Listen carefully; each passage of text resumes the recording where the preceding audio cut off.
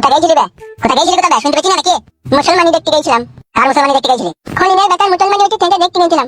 বল তো আমাকে। তুমল মন্ত্রী বড় ভাই আমার এই ভাই পোতার মুসলমানিটা দিয়ে দাও। এখন মুসলমানি করার বয়স হয়নি, হয়ে আমি ঠিক দিয়ে দেবো। হয়নি হয়েছে তো নিজে নিজে বেলাতে করে কেটে দিবে যা।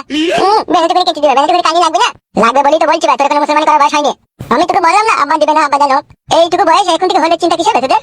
বড় হয়ে গেছি দিন দিন, তাহলে ছেঁড়াটা মোটা হয়ে যাবে না? তাই নাকি? এটা বুঝি গেছো, সেরা মোটা হয়ে গেলে মুসলমানি হবে না? খেয়ে বাপ নয় বানা তোর মুসলমানি দেবে তো দেবো না আব্বা মুসলমানি দেবো বে, সময় হোক সারা মায়ের ওখানে বদাম করে। আমি তোকে বল, আমি তো কথা আব্বাকে বলি না, বললেই রেখে দেবে মা। আয় পাই আয়।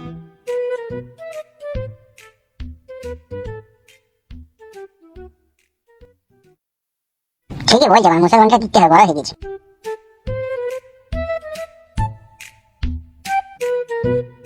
বাবা কি হলো? লালমোহন 2 কেজি টমেটো লিয়েছে। পয়সা লিখিস তো? না বললে তোমাকে দিয়ে দেবে। ও আগেও 2 কেজি মাল লিয়েছিল, পয়সা দেয়নি কু। আর জমির মাল বলে আমি ধারে বেচবো নাকি? তুই দিলি কেন ধারে? তাহলে ভুল হয়ে গেছে দিয়া। আর দিবি না জানো?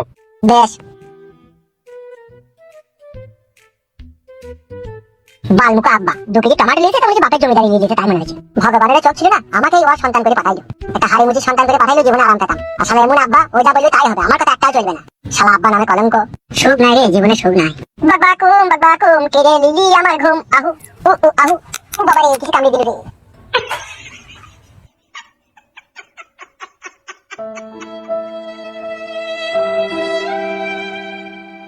আমি টাকা নিয়ে চলে এসেছি। আর কোনো চিন্তা ভাবনা নাই ফুটো, এবার তুমি চলো। ছোট ভাই তুমি যেমন করে হোক আমার বউকে পাইয়ে দেওয়ার ব্যবস্থা করো ভাই। এই নাও টাকাটা নাও। আমি টাকা নিয়ে কি করবো? আমি কি টাকাটা নেবো? টাকাটা যেই মেয়েটা নেবে তাকে দেবো। চলো ঠিক আছে তাই চলো।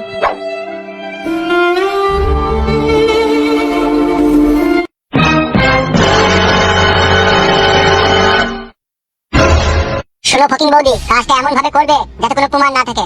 তুমি তো বলেছিলে মেরে সাহেবকে মদের সাথে বিষটা খাইয়ে দিতে, এসে তুমি খাওয়াবোই। আমি মদের সাথে বিষ পাইল করে নিয়ে আইছি। এই দেখো এই মদের সাথে পাইল করা আছে, এইটাকে খই দিলি ও চিরদিনকার মতো লেটিয়ে যাবে। বুঝতে পেরেছো তো? আরে দেখো ফকিং বৌদি সব গান্ধী মার্কা লোড।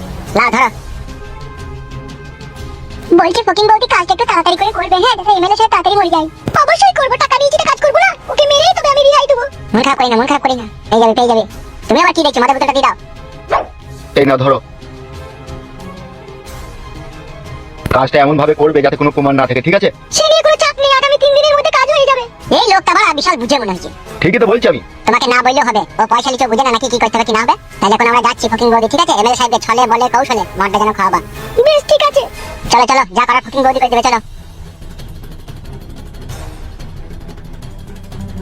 খুব সাবধানে করে দিও কাজটা। তুমি নিশ্চিন্তায় থাকো।